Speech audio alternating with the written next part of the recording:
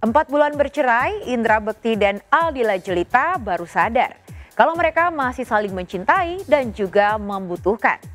Bekti seolah tak bisa hidup tanpa Dila, begitupun sebaliknya. Tapi mengapa Maryam Abdurrahman, ibunda Dila, merasa Bekti tidak akan bisa menafkahi putrinya secara lahir dan juga batin? Apakah Maryam tidak bisa menerima gaya hidup dan juga masa lalu Bekti yang kelam? Seperti apa hubungan Bekti dengan Maryam dahulu kala? Dan benarkah Bekti sering salah paham dengan Maryam, ibu mertuanya?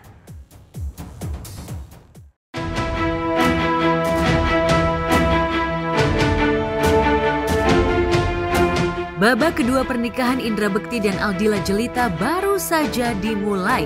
Sekali lagi Bekti ingin memaksimalkan perannya sebagai imam keluarga yang baik yang sempat dianggap gagal oleh Dila. Seperti diketahui karena kesibukan Bekti sempat mengabaikan keluarga. Secara materi Bekti mungkin bisa menafkahi keluarga. Namun secara batin ia merasa penuh kekurangan. Terlebih di awal tahun 2023 lalu ia sempat menjalani operasi otak dan mata. Secara fisik dan psikis Bekti merasa kurang fit, apalagi untuk ukuran pengantin baru. Meski bukan the real pengantin baru, Bekti menginginkan kondisi prima. Hai, saya Indra Bekti. Saya ingin sedikit menceritakan treatment yang saya dapatkan, treatment masculinity. Jadi masculinity itu adalah dimana kita mungkin memiliki masalah supaya lebih gereng gitu ya. Upaya Bekti menjadi imam keluarga yang baik ditanggapi sinis oleh Maryam Abdurrahman, ibunda Dila. Ia tetap beranggapan Bekti tidak bisa menjadi suami sejati yang bertanggung jawab dan menafkahi istrinya secara lahir dan batin. Bahkan, Maryam mengungkit-ngungkit utang yang menumpuk saat Bekti dibelit kasus hukum dan saat menjalani perawatan di rumah sakit. Sebelum mendapatkan donasi dari rekan-rekan selebriti, Dila sampai harus menjual tas branded dan perhiasannya. Setelah Bekti keluar dari rumah sakit pun, Dila harus menanggung biaya recovery yang tidak sedikit karena Bekti sama sekali tidak punya tabungan. Itu si Dila bawa lari uang berapa besar? Hah? Set uang dari mana kak? Itu dari donatur. Oh really? Kakak saya ngitung ini dari api nama aja bilang, Oke, pas pulang Dila masuk kamar. Berapa uang yang kamu punya? Dila nggak punya duitnya. Sudah jangan banyak ngomong. Kamu anak media, kamu sudah bicara, berapa uang yang kamu buka? Buka sekarang sama saya.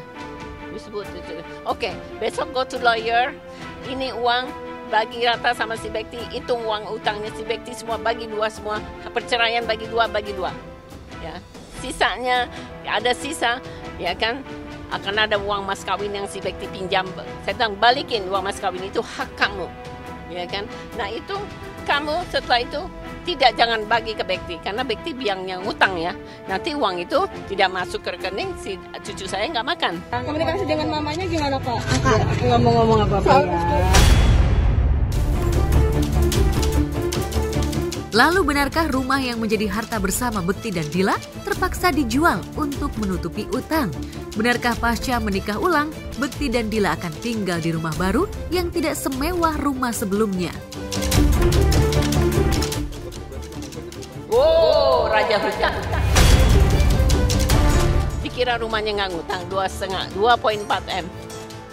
Nah, mobilnya nggak ngutang. Ya, rumah sekarang ngontrak di mana?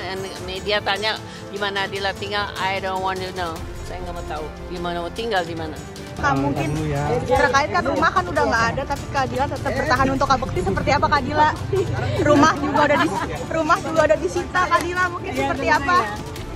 Kata ibu juga rumah disita. Kayak kalau sudah menikah lagi ya terserah, Bekti mau tinggal di sana atau Dila sama anak-anak mau ke sini, ya itu mau. Selain meragukan peran Bekti dalam menafkahi keluarga, Maryam juga mengungkap kisah kelam Bekti yang pernah tersandung kasus asusila pada tahun 2016 silam. Ia mengaku sejak kejadian itu ia tidak respek dengan Bekti dan hubungan mereka merenggang tidak seperti layaknya menantu dengan mertua. Terkait kasus hukum yang pernah membelit Bekti, Indy Barens berharap publik dan netizen berbaik sangka karena Bekti berusaha kuat untuk berubah. Yasmin sebelum terbuka terkait siapa siapa dia, Ismin ya sudah. Kalau seperti dia, Ismin itu yang bagus. Tapi setelah saya tahu dengan bukti jelas si Bekti adalah itu, sudah benci saya. Ya karena dia bunglon. Orang bunglon kan harus baik. Dia nggak tahu punya rencana apa di belakang sampai menganiaya saya, Dila, dan Abel secara mental. Ya kan dia berbuat zina gitu, dia mikirin. Sebelum dia terperosok ke situ melakukan lagi dosa, dia mikirin waktu dia melakukan.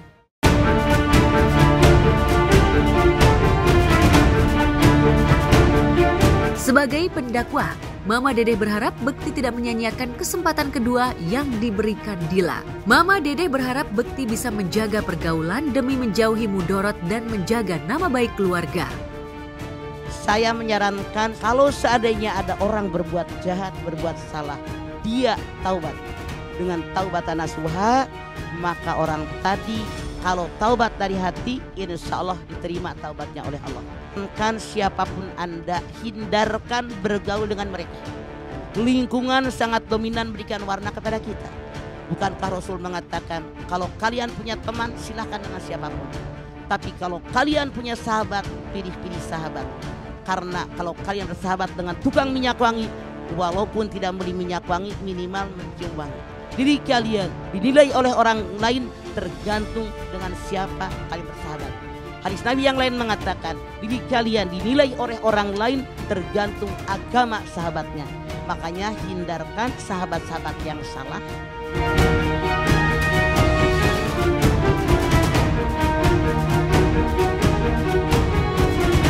Penggemar Bekti dan Dila berharap Bekti benar-benar membuka lembaran hidup baru yang putih bersih dan istiqomah dalam mewujudkan keluarga yang sakinah, mawadah, dan warohmah.